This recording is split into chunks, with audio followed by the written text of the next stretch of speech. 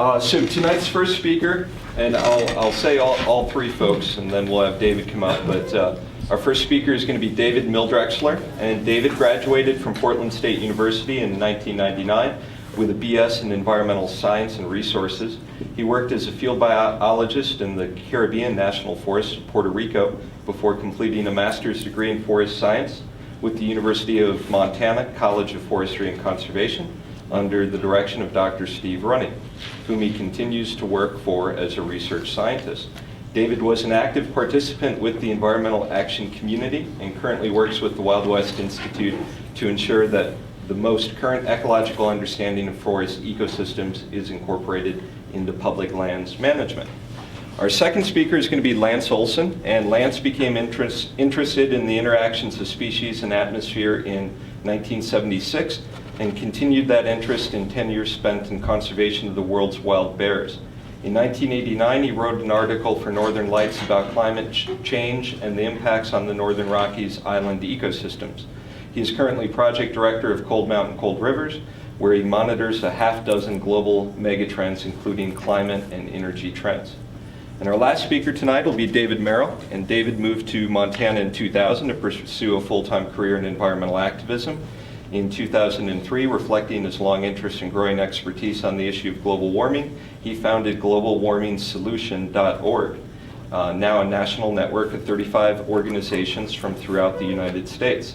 Since its founding, globalwarmingsolution.org has advocated reducing global greenhouse gas emissions 80% below 1990 levels by 2020, the most aggressive emission reduction proposal of any national environmental group.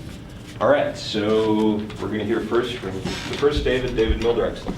All right, thanks, Matthew. I want to talk to you about climate change in the Northern Rockies tonight. And I think that one of the first things to mention is that this is a global warming we're talking about, not a local warming. So it's a little tricky to extrapolate any one area, but with this region, it is big enough that we can really see some trends. So let's go ahead and start looking at that. The first thing to I think be clear about is a difference between weather, which is meteorological conditions of the next day or month. So tomorrow we can talk about the weather. It's called synoptic weather variability. You'll hear that word a lot. It just means like day-to-day conditions. And climate, which is the long-term conditions of the meteorology over years. So when you add all this stuff up over the long term into the decades, then we can start talking about climate. So these measurements of CO2 in the atmosphere were started by Dr. Charles Keeling, and it comes from the Mauna Loa Observatory in Hawaii. And I was thinking about just leaving this up when everyone was coming in to ask you guys what you thought about it. Interestingly, for a lot of climatologists, this is a real work of art and inspiration. How do we match this today? How do we do science that tells us so much in such a clean, efficient way? This tells us that carbon dioxide is increased in the atmosphere from 58 to the present, and here's the last few years. And it tells us a lot about the climate forcing that humans are doing. The increase in the trend is very strong, and it allows us to make future projections because we have this nice continuous data set, so we can start to look forward based on good historical data. And it also shows some of the real dynamic qualities of the Earth. This interannual variability is due to the fact that every summer in the northern hemisphere, where 2/3 of the land surface is and most of the vegetation, the plants are sucking down carbon dioxide. So this signal goes down, the global signal goes down. And then as it becomes winter in the northern hemisphere, and of course summer in the southern hemisphere where there's less land surface, less plants, and also all the world's population is mostly in the north, burning our stoves and our electricity to keep warm, and the signal goes up.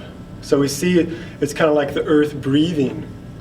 So the greenhouse effect, when we think about that increasing carbon trend we just saw, now we know that the greenhouse effect works by solar radiation coming into the Earth's atmosphere, passing through the greenhouse gases. Some of them are reflected off the greenhouse gases back into space. Some of the incoming solar radiation reflects back out through the greenhouse gases. Some stays in and heats the Earth's surface.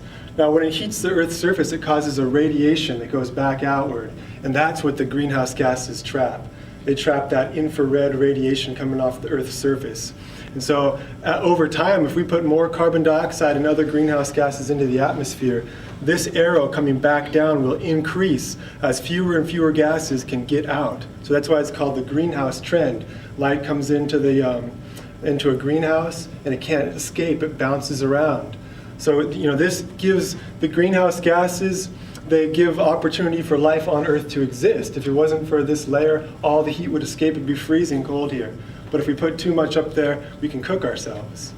So, in addition to carbon dioxide, there are other greenhouse gases that I think it's important that we start to instill in our minds.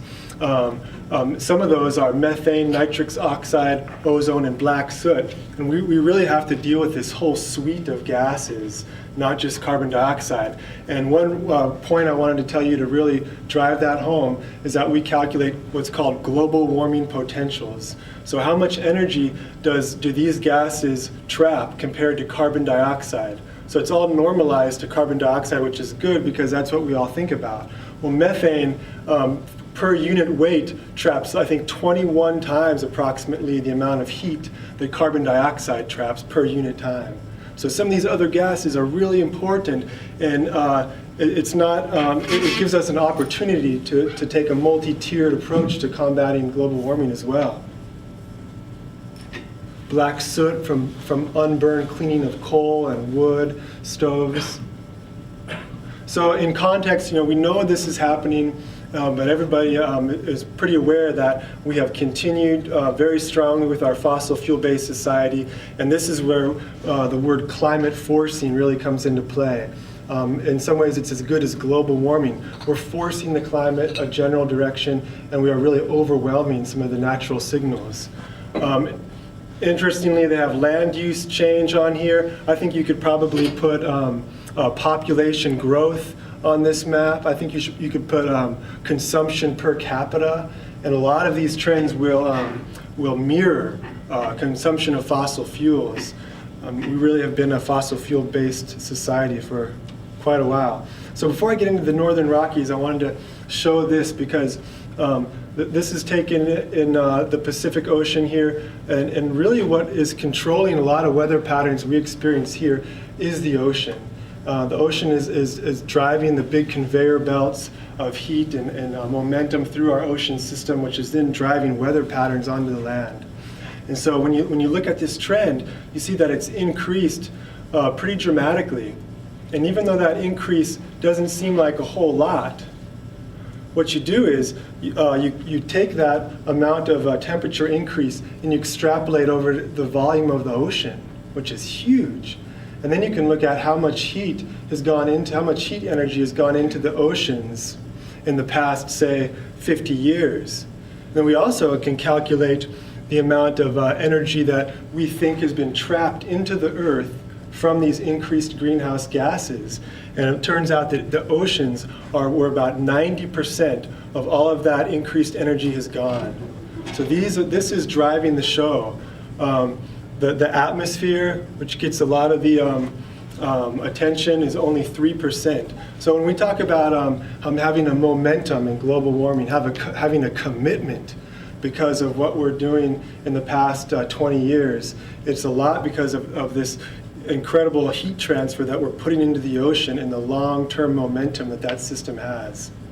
Another way to think of that is it has a very long memory. Mount St. Helens erupted, and in 10 days it was around the Earth. In the ocean, it takes a long time for things to spread around, and it stays for a very long time. So if we look at the more local scale now, we can see that temperatures have indeed increased in the Pacific Northwest, 1.5 degrees Fahrenheit in the past century, and a lot of that heating has come between 1950 and 2000. So if we look at all the weather stations, some 154 of them spread out across the Pacific Northwest, we see this strong increase towards warmer temperatures everywhere. Well, not everywhere. There are some places that have declined.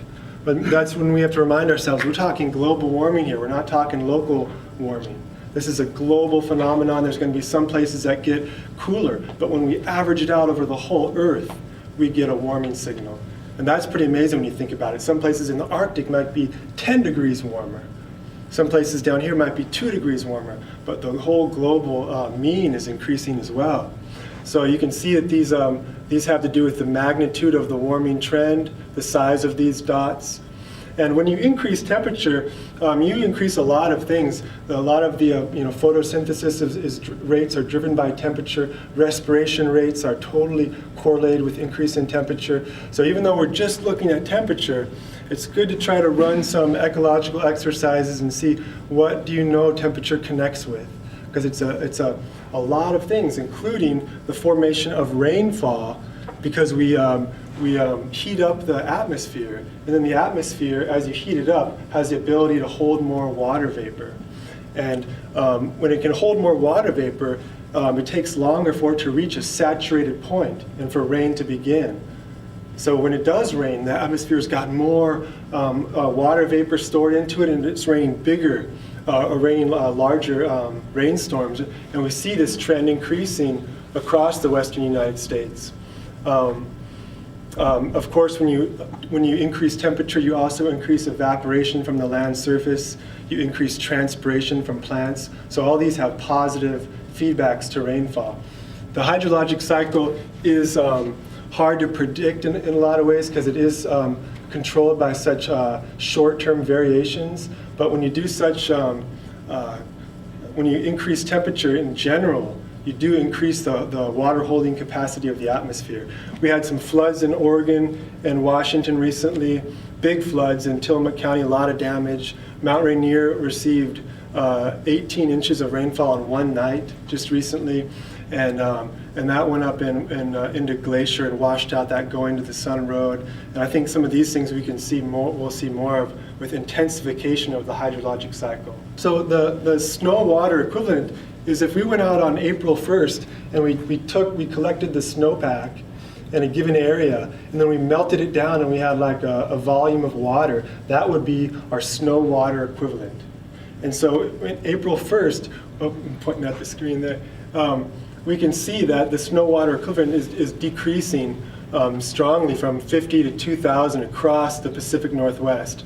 The northern Rockies is showing strong declines in the 30 to 45% range, and the Cascades are showing huge declines in the 60% range. So this means that a lot of these ecosystems that have had their water balance largely controlled by snowpack, which means a lot. This means that the precipitation comes to the land and it's stored there for a period of time, and then it melts off slowly, feeding into the groundwater, feeding into creeks, giving the vegetated ecosystem access to water over the long term, is now declining. We're seeing a shift towards less snowfall earlier in the year, and these ecosystems are faced with less water supply throughout the summer. So if we look at the trends in spring snowmelt, we're seeing about a 20-day earlier melting across large areas of the Pacific Northwest. So that's nearly a month.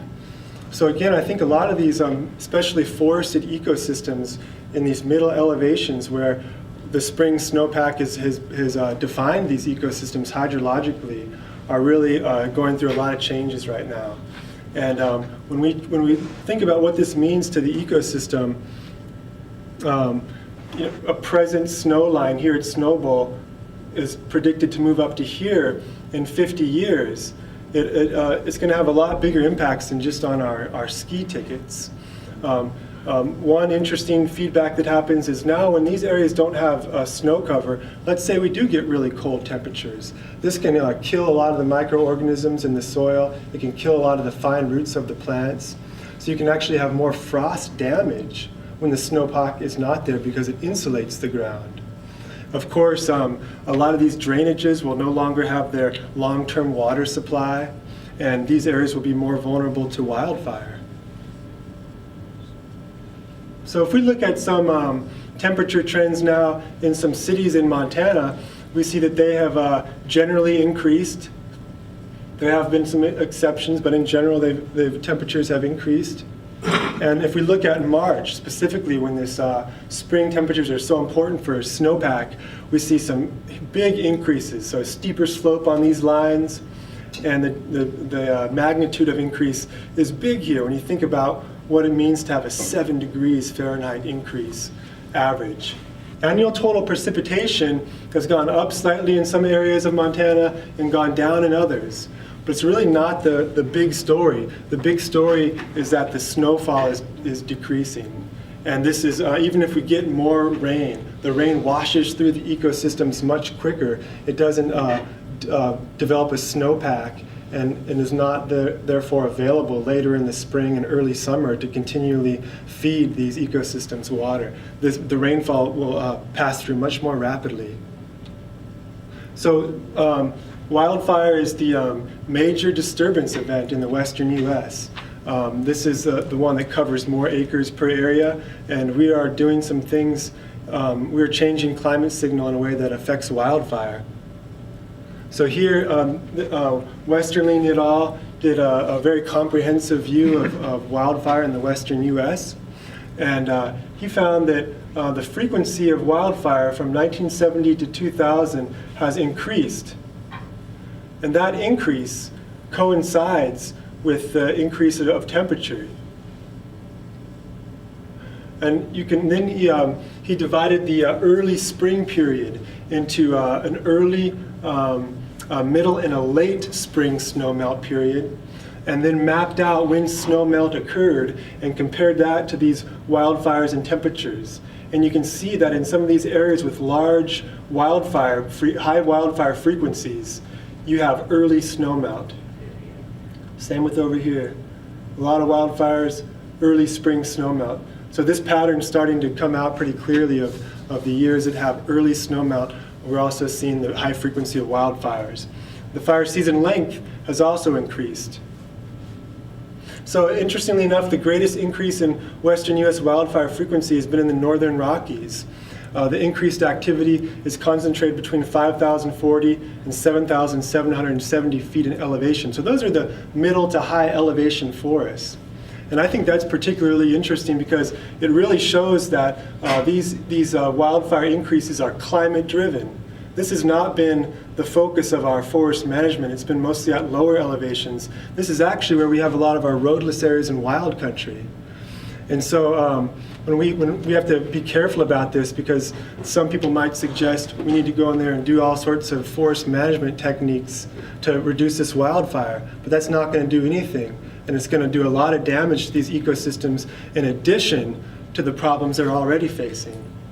So here's another look at this. We see that when you take the moisture availability from the year 70 to 86, average it and compare it to 87 to 2003, the moisture availability has declined for a lot of the forests in the northern Rockies. And so these forests are mapped as vulnerable. I think that, let me go back there for a minute. And we also see these large forest fires.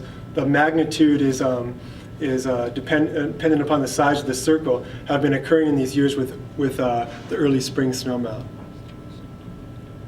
Another thing to watch out for in the northern Rockies, this is just below us here, but there's been a huge die-off of the pinyon pines in the southern Rockies. And when we think about global warming now and the need for a lot of things to move and migrate, it's good to look to the south and the north to get an idea of what we might be dealing with here. And so here, this is a satellite metric that looks at the density of vegetation. So if it goes negative here, it means that the vegetation has declined. And I know this is sort of arbitrary to you guys, but if you go from, if you have a 2-point NDVI decrease in 1 year, that means that something's died. And so when we went out and do the field work in these areas, this is what it looked like in 2002. All the orange not defoliation, but death of the foliage from the drought. And here in 2004, you can really see the effects of it. Okay, so if we look up north now, here's the border. Here's the continental divide ecosystem, and this shows a map of insect activity up in the BC province. And we've seen a huge increase in insect activity there, and you can see it extending throughout these areas in red. And this map is where they try to map out the vulnerability of areas to insect attack. So you can see that this area right here has been hit very hard, and it's possible to have a lot more of these areas in here hit. So this is related to the stressed out vegetation, less water availability, and the beetles are able to take advantage of that. So I just wanted to throw this in there now. If we take a look back at the whole of North America and we map out the hottest temperatures that occurred all throughout 2005, this is the annual maximum temperatures. We see that the forests really stand out with cooler temperatures than the rest of the area. Look at eastern Washington and eastern Oregon. You can see the blue mountains coming through here, the Rockies. The forests really act as an air conditioner for us. And I think we need to think about them as what they provide to us in terms of keeping our ecosystems cool around here, temperature-wise. So a look at some scenarios. If we go business as usual, which we've done aggressively in the past 6 years, we'll just see growth of CO2 emissions at 2% per year, continued growth of all of the greenhouse gases. That's a business as usual scenario. An ideal scenario would be a moderate decline in CO2 emissions before 2050 and a steeper decline thereafter. It's funny, I think this sounds reasonable, but in the world we live in, this is ideal. Atmospheric CO2 peaks at 2,100 because of that lag in the system. We can't, even if we stop emitting carbons today, they're still going to be building up in the greenhouse gas layer of the atmosphere for a while. And it assumes reductions in all of the greenhouse gases. If we go business as usual, we'll end up somewhere up in here. This will be, some scientists say, an unrecognizable planet. We'll have a large melting of the ice sheets in Greenland and in Antarctica, and big ocean sea level rises, many things, who knows. The ideal scenario would take us somewhere around in here, so maybe realistically, hopefully we can come off somewhere in here. So I think some things we can reasonably expect in Montana are shorter, milder winters, earlier snow melt, some longer growing seasons, which a lot has to do with that reduction in the warmer temperatures early in the spring, more extreme temperatures, decreasing summer stream flows. All that points to more drought and fire danger. If we just keep going business as usual, we're not only going to increase the magnitude of these changes, but we're going to enhance a lot of positive feedbacks. Like, say we change our forest from a carbon sink to a carbon source, and then all of a sudden we hit big feedbacks in our ecosystem. Some ecosystem trends, I think earlier crop planting dates. We have been seeing more forest crop range productivity due to the lengthening of the growing season, but we also are seeing and suspect increased forest insect disease trends. So really, what will happen here, we don't know. There's a lot of things on the tipping point where if insects really are able to take advantage of the forest productivity, we could then see a lot of dieback and increased wildfire. Decreased deer elk winter kill. Well, if the winters are not as harsh, we might see that. But then what does that mean? What are they going to eat in the late summer? Does that mean we're going to see more starvation of these animals in the late summer? Because there has to be a food supply for them. Hibernating animals, are they going to adapt to not hibernating because there's not as much snowpack? Or are they going to have to try to move north or high up to keep up with it? Aquatic ecosystems are going to decline because mostly of the low stream flow, and of course that's going to give us recreation limits. Well, that's it. I'm going to tell you that wildlife conservation will get easier because there will be fewer species. Out over some longer haul, there will be new speciation coming into the scene, but not in our lifetime. I'm also going to tell you that I'll remind you that the National Forest Management Act requires approximately that, I haven't got the exact wording, but that the national forests in the United States should maintain habitat to maintain viable populations of every relevant species, every resident species. That's not going to be possible anymore.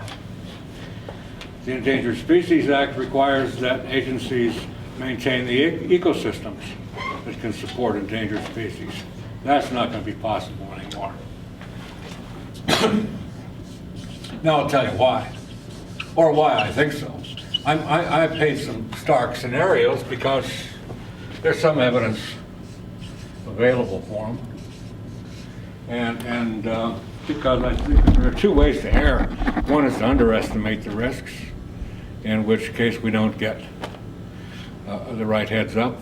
And the other is to overestimate, in which case we don't get the right heads up either. But I tend to favor to overestimate, to raise a higher risk, just for the heads up value. So I'll paint dark scenarios, kind of dark, on a scale of best case scenario out to very worst case scenario. Well, I kind of see these as notches of interest. I don't see a runaway like on Venus. You know, what happens on Venus is that essentially, for altogether different reasons, the atmosphere is so filled with carbon dioxide that the oceans burned off and left the planet with a surface temperature about like molten lead. That's a short story, you know, but I don't see that scenario here. I see a bad situation, which I'll call the best case scenario, where about a 10% extinction of plant and animal species. So this would be 10% extinction to some worst case scenarios. In the last week, somebody, I've forgotten who now, in the last couple of weeks, someone just put out a report on that CO2 levels in the last 5 years, CO2 emissions in the last 5 years, have quadrupled over the rate of the previous 10. And in releasing that information, the author said this makes it look harder to avoid these worst case scenarios. So how does this apply to the Northern Rockies? As Dave said, it's really hard to boil things down to specific areas, but there are some general trends.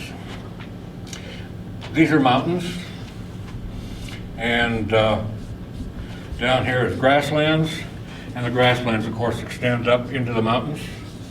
There are streams coming out of the mountains, tributaries feeding the streams. Basic. There's the Northern Rockies. What is going to happen in general is that species are going to be moving upslope and toward the North Pole. This peakward and poleward movement is happening in both hemispheres. The northern hemisphere, things are in motion toward the North Pole, and that's how I'll talk about it. They're moving at a rate of about 4 kilometers per decade, moving toward the pole. But the climate, the isotherms, the climate envelope, or the plant hardiness zones, or whatever other label you might want to attempt to them, is moving toward the poles at 35 kilometers per decade. So what's going on is that the plant species and animal species are attempting this poleward move, but they aren't moving fast enough, and some will die trying. It'll be the same thing as they attempt to move up. And there'll be some interesting side effects here. Say you've got a species that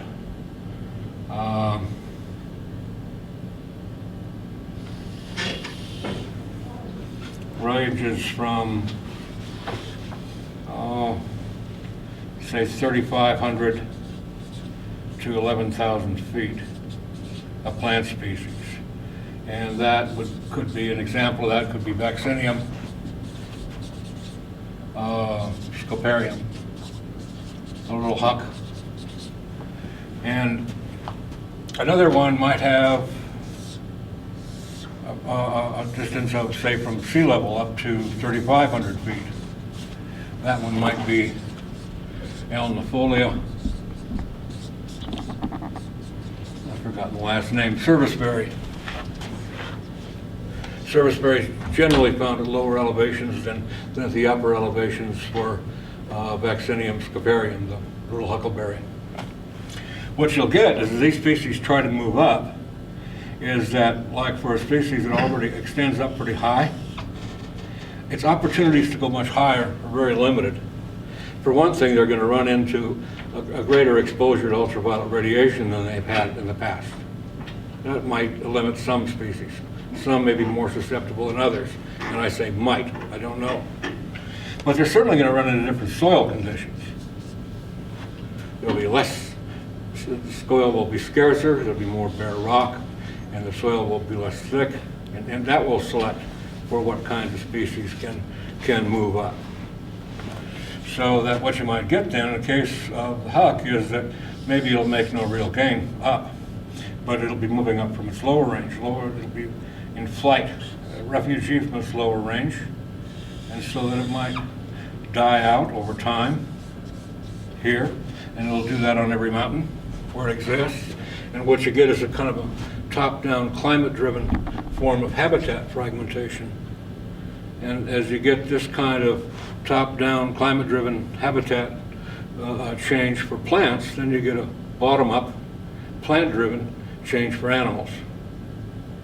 At the same time, you're going to have direct top-down influence on animals just in the form of heat stress, if nothing else.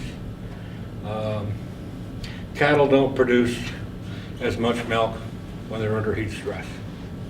Last week, and that's been around for a long time, cattle, because they've got a high commercial interest, are the subject of plenty of research. And there's a good long body of data, decades of data on heat and milk production in cattle. Well, the first time I ran across that, it really interested me for two reasons.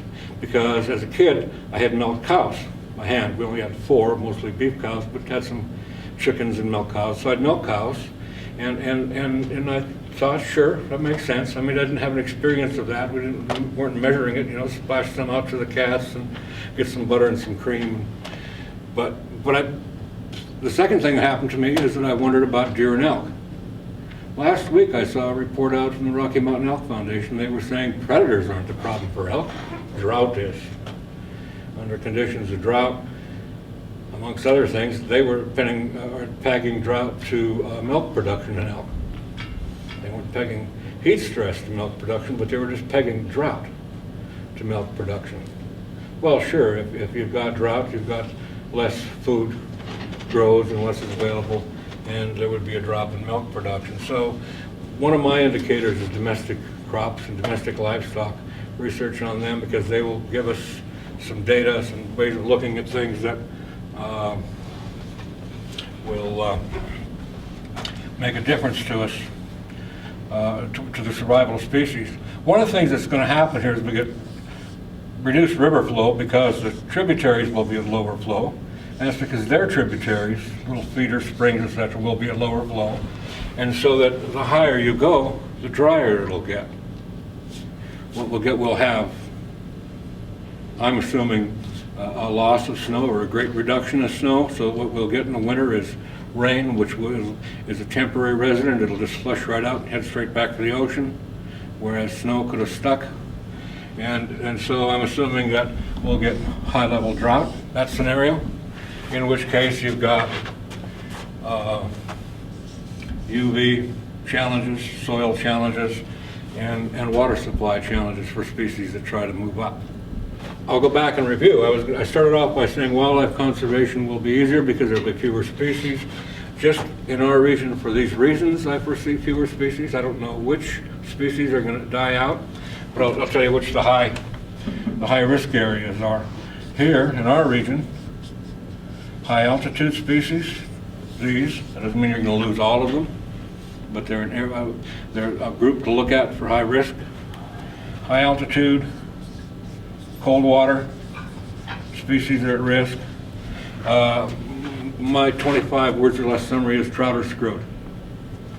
Grayling probably more so. Species with limited distribution, or even exist in tiny specialized niches. Big distribution will really change things. And large animals. Look at combinations of things like large animals with limited distribution, and you begin to see some interesting possibilities for extinction. Large animals is defined as anything, and the last piece I read on it is defined as anything as 97 kilograms or larger. So I'm foreseeing, right or wrong, but based on what I know or what I think I know, the trends you should watch for is a growing rate of extinction. If the carbon trends, consumption trends continue as they are, then we start notching through a series of tipping points out somewhere toward the very worst case scenario, but increasingly away from the best case scenario where all we lose is 10%. And the National Forest Management Act's provisions and the Endangered Species Act's provisions aren't going to help us. All we'll have really is what conservationists had before there were environmental laws: ability to rally the public behind action that's required. There will be decreasing access to court solutions.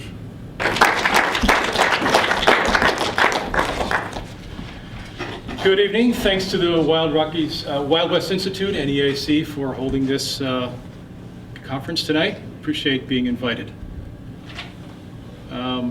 This is just a little saying I thought was kind of interesting. There's been a lot of talk about the potentiality of renewable energy, and it really is a situation, as I hope to demonstrate in the next few minutes, where the technology is there and it's getting better all the time. There's no question that we can power the entire global economy on 100% renewable energy. So let's try and figure out how to do that. And just again, a little context here. This is the generation that's going to decide the fate of the polar bear. It's in our hands. It's especially in American hands, as I'll explain in a little bit. High altitude vegetation around the world, high altitude ecosystems, all gravely threatened by global warming, as we've seen tonight. Coral reefs, one of the most phenomenal ecosystems on the planet, gravely threatened by rising sea surface temperatures. It's just a huge generational issue. It's the only planet we have. It's in our hands, and our kids are counting on us to hand it on in a livable state. That is very much in the balance now. And the decisions that we make will determine the outcome. This is a shot from Katrina. Brick home destroyed by a hurricane. It's not just a domestic issue, of course, it's global warming. This is a child in Africa. Already 150,000 people a year are dying from climate change, according to the UN. Most of them women and children in Africa.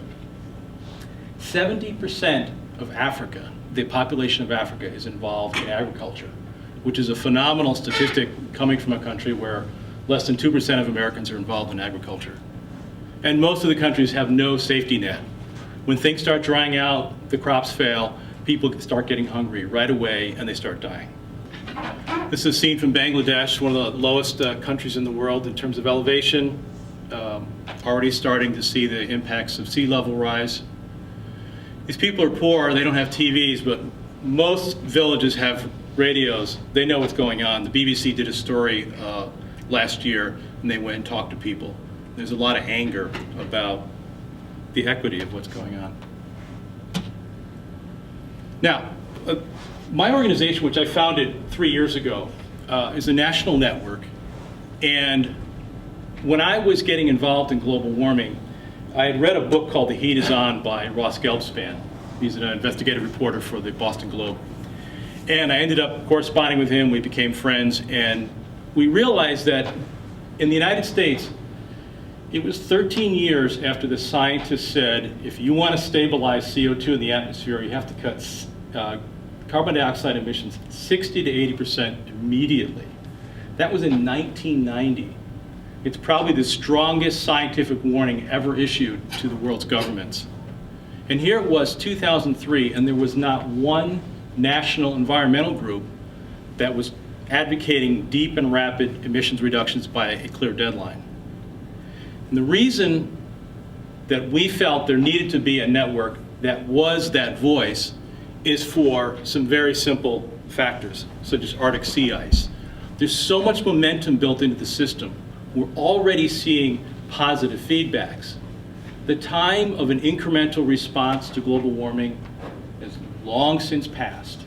The only opportunity we have to forestall the worst effects of global warming is to move as rapidly as possible to a system based on renewable energy and to use energy much more efficiently.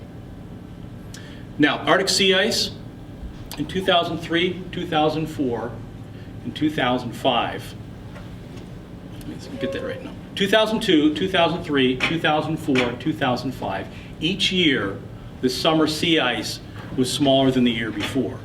When it hit the fourth year in 2005, scientists said, we think that a positive feedback loop is starting to take place in the Arctic. The summer sea ice report comes out in September every year. 2006, it did not retreat as much, but it was almost as close. So this is a situation that is already moving, and that's why we have to reduce greenhouse gas emissions as rapidly as possible. Another scenario, Siberian permafrost.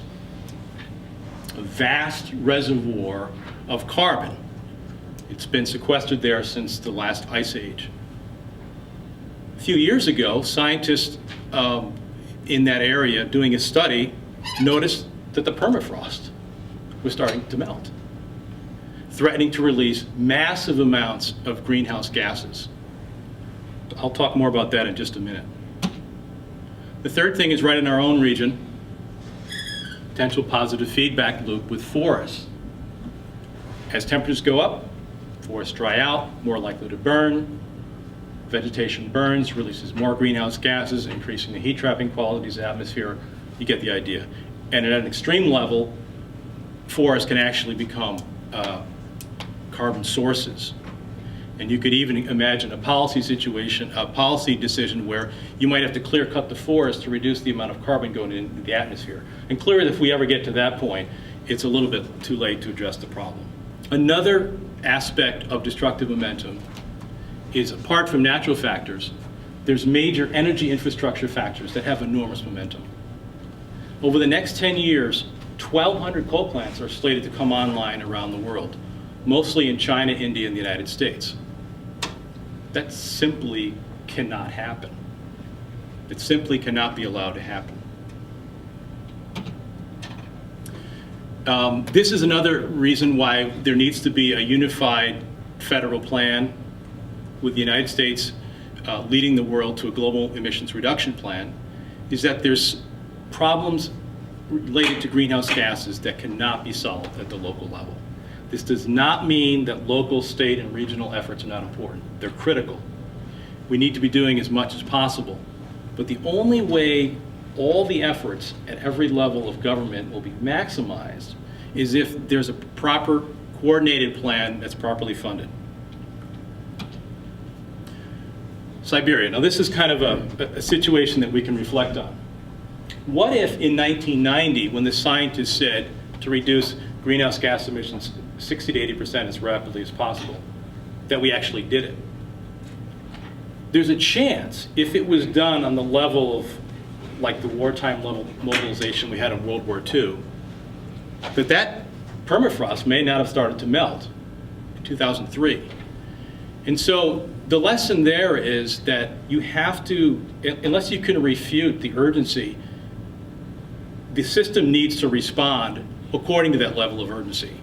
And one of the things that happened in the United States was there was a lot of apathy, there was a lot of ignorance about the issue, there was a tremendous amount of political resistance to making the changes in something so basic as the energy infrastructure.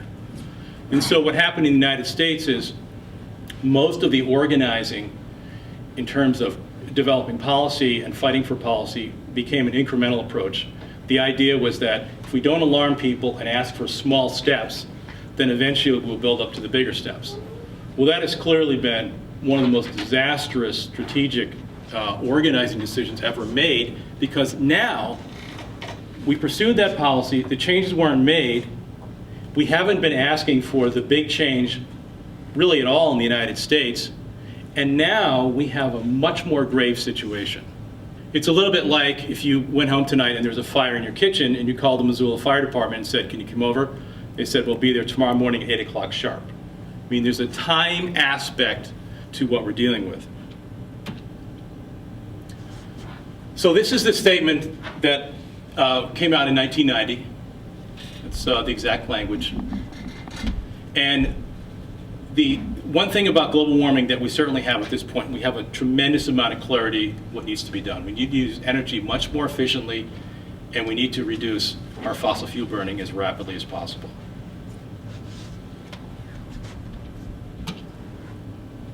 So our organization a few years ago said we're going to reflect the scientific urgency regardless of political considerations. And so they said in 1990 to reduce 60 to 80% immediately. We said we're going to set a target of reducing 80% below the baseline year of 1990 by 2020. And then I started recruiting groups around the country, and we've got 35 grassroots groups that have endorsed that goal. So why is it so important to have a unified federal program? Federal integration and coordination. Consider the example again of World War II. What if the strategy to win World War II had been everybody go out and buy a pistol? I mean, there has to be a unified program so that you can set priorities, so that things are coordinated. The only place that that can come from is from national governments. You create the economic and regulatory environment favorable for long-term development.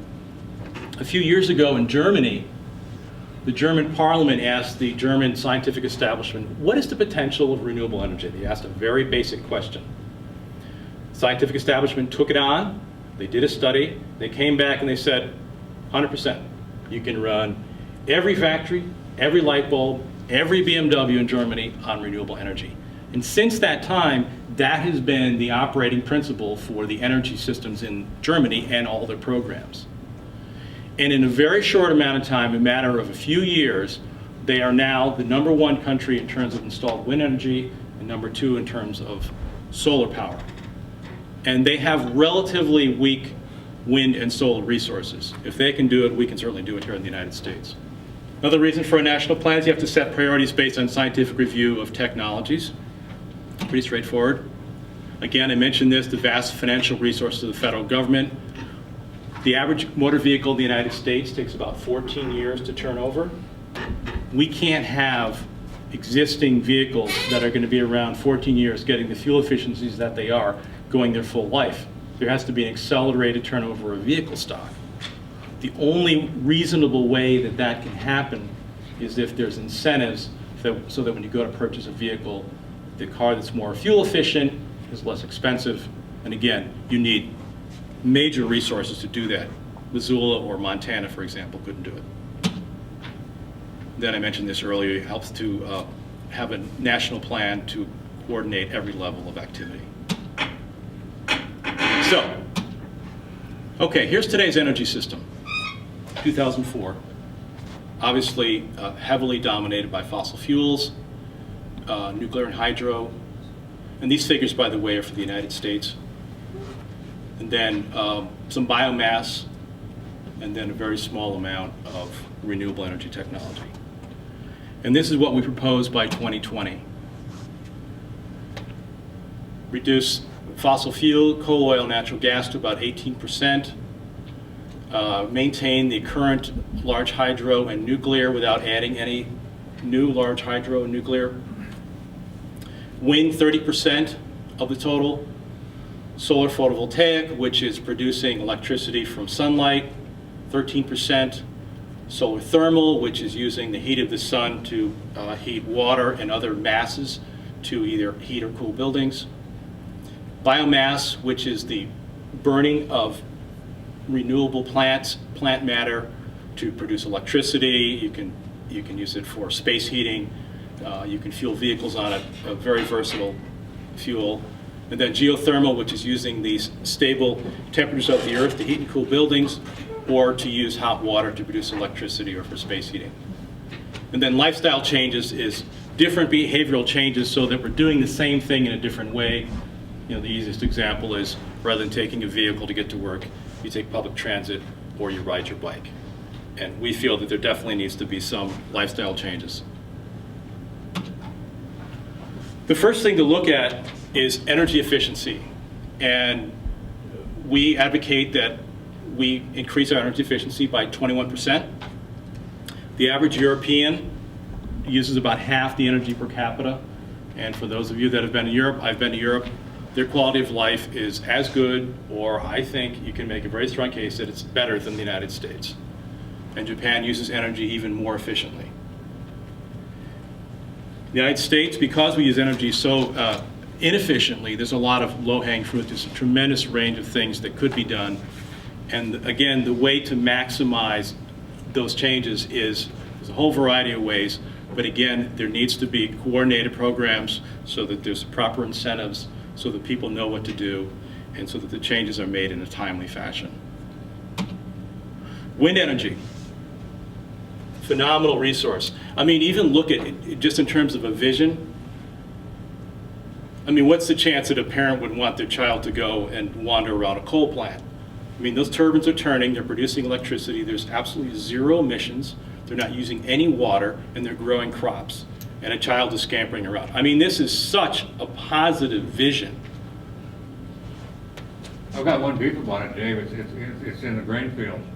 And I would like to see it in CRP with native grasses, and I'd like to see that kid flushing a bunch of sharp-tailed grass. All right. Thank you, lads. Okay. Again, we have to remember with wind and solar resources, these are staggering resources, phenomenal. They're not limited. They're essentially unlimited resources. Wind industry is currently growing at 38% a year. And then the costs are very competitive. There was just a breakthrough last year in the United States. This happened at about the same time in Texas and Colorado. The utility customers that had chosen wind power went to their box, they pulled out their bill, and their bill was lower than their neighbor that had stayed with coal power. That's the way we want to go. It's already very robust, it's economically robust, and we still haven't tapped the technological development potential, and certainly not the installed capacity. Solar photovoltaic. I've monitored this. In my global warming work, I monitor global warming news of political news, impacts, and I also monitor renewable energy, and it is fascinating to watch what's happening with solar technology. Just absolutely amazing technology. It's developing all the time. One of the biggest developers of solar technology in the United States now is the Defense Department. They have a research program called the DARPA program, Defense Advanced Research Project Association, and they've set up a solar project based at the University of Delaware. They're putting a lot of money into it, and they're working on increasing solar efficiency. Within 4 years, they want to have 50% efficient solar cells. Currently, the technology, commercially available technology, is anywhere from 14 to 21%. But that's just one example, many things developing. Next year, 2007, in the Bay Area in San Francisco, a solar plant is going to open. One of the main funders is the founders of Google, and the plant is going to utilize newspaper printing technology to make solar cells. So one of the things that's happening is the efficiencies are increasing, but also the material that the cells are mounted on or that they're produced on, those costs are actually going to start coming down. And the more they come down, the more people will buy them, and it starts to snowball. Again, a tremendously widespread resource. 100 by 100 area of the Nevada desert could provide 100% electricity of the United States. And that statistic was before some of the new efficiencies in technology. Would we do that? No, it wouldn't make sense because you don't want to ship electricity from Nevada to New York, but it gives you an idea of the potential. Another interesting thing, Helena, Montana has the same solar potential as Jacksonville, Florida. Now this is a very critical thing to keep in mind for people in Montana, because our governor is pushing coal plants. And that, frankly, is just absolute suicidal madness. It's not politically popular, and it's hard for me to picture Governor Schweitzer saying this, but we need to leave the coal in the ground. And why on earth would we site a coal plant in Montana that is going to run for 40 to 50 years? when in 10 years you can have a zero emission plant running in eastern Montana producing solar PV. I mean, it's just absolute madness.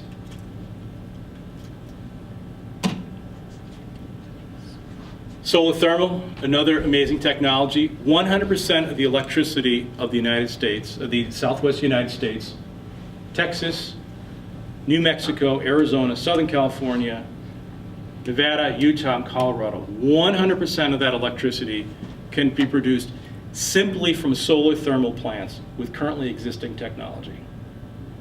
I mean, think of all those people, all those factories. I mean, we're in a situation in the United States, I mean, why aren't we doing it?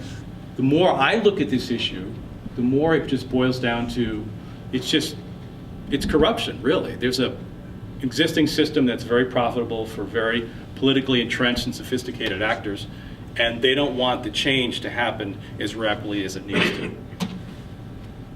Biomass, again, very versatile.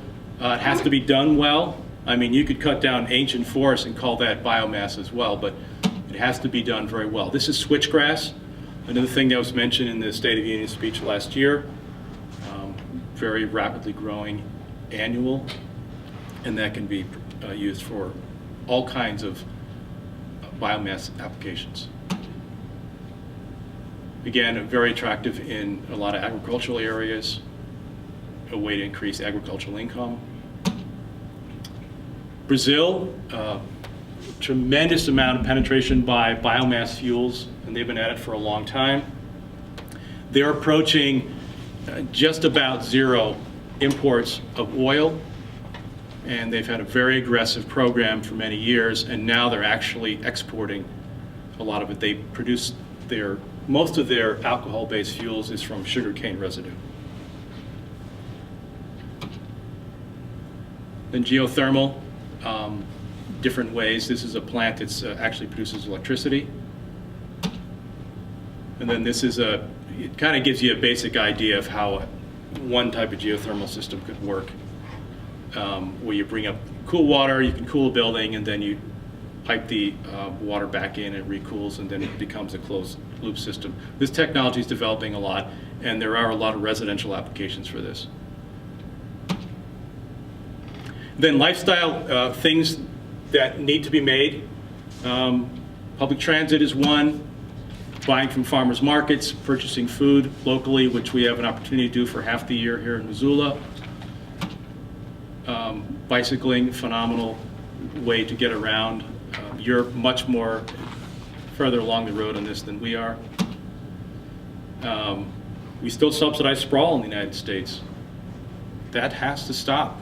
That's, we can't go on like that. That's one of the things that's making it much more difficult to address global warming, is that people are locked into situations that are so car dependent. And then I think that, and I think certainly environmental activists and people that are concerned with environmental protection have a lot to teach the world about just simple pleasures that aren't so consumptive, and just appreciating different things. And that's, again, kind of in the lifestyle category. So, a lot of people say, come on, can we really do this? Could we really switch over and do a 15-year transition globally to a renewable energy system? Well, let's look at one example. We advocate that there should be 30% fossil fuel displacement utilizing wind. That's the equivalent of a little over 1 million 1-megawatt turbines. Cost $1.2 trillion over 15 years, 0.7% of GDP, very small. We would have to raise the industry growth rate from the existing 38% growth rate to 50% and maintain it for 8 years. Can it be done? Okay, so that's going to mean 136,000 1-megawatt equivalent turbines per year at the end of 8 years. After that, growth would plateau at that production rate. We did it a long time ago. Let's call these wind turbines. You with me? Okay. This is a factory producing bombers in World War II. You can't even see the end of it. I mean, we went from a country that was largely denying the threat of the Axis powers, with a military that was woefully unprepared, facing a phenomenally well-prepared military in Japan and Germany. In about 4 years, we just completely transformed our domestic economy. And I mean, one way to look at what happened in World War II is we buried them with our production. We buried the enemies of the United States with our production. There's no question that we can do it. We've done it a long time ago with much more primitive technology. Can we produce 136,000 wind turbines? Well, we produce 6 million cars a year in the United States. We purchase 17 million cars. Now, a modern wind turbine is pretty sophisticated, but it's not nearly as complex as a motor vehicle. This, in kind of a nutshell, is the problem in the United States right now, is we don't have an FDR. We don't have an executive that accepts the gravity of the threat and is doing everything in their power to address it. But that's what we had in World War II. Even before the United States ramped up, he was pushing as hard as he could to get the United States to do it. But we were in a very, very strongly isolationist mood. And a lot of it had to do with the kind of basic argument, that's Europe's problem. We don't want to send our boys over there to die like they did in World War I. There's tremendous, and he was very constrained in how he could move politically. But he prepared as much as he could. He had the urgency, and once we did get dragged into the war, they moved very quickly. And he was a key part of that. And this is what we have today. And I'm not necessarily saying that this is a lost cause. He's very politically weakened, and he's going to be in office till 2009. And we don't have 2 years to waste. It's going to be very interesting to see what happens. I've been following global warming on a regular basis now since 1997, about 9 years. And it's like this. Every week it becomes more serious, broader exposure, more political pressure. And I personally believe that that will continue unabated for the next 20 years. The paradox of that is, as it becomes more serious, it becomes, in a way, easier to organize, as long as people don't become despairing. And that's why we feel it's very important for people that are learning about the global warming threat to be aware of a very proactive, well thought out plan to address it. We worked on a white paper, which is the basis of this 80% plan, for about 2 years, and we finished a draft, and we've got a public presentation that we've started to give on that, and I'm working on getting funding to take it around the country right now. So there's definitely things that we can do, and we feel that it's very, very important for people's morale that they start thinking about backing a very, very aggressive push to renewable energy. And essentially, I think there's about zero chance that'll happen from the government alone. Our system doesn't work that well in that kind of situation. The only time that the system can move as quickly as we need to move is if we're attacked militarily, and then you will have a mobilization. But we have a threat that requires very prompt action. And so the only way to move the system is to generate enough grassroots pressure to make the system move more quickly. Thank you very much.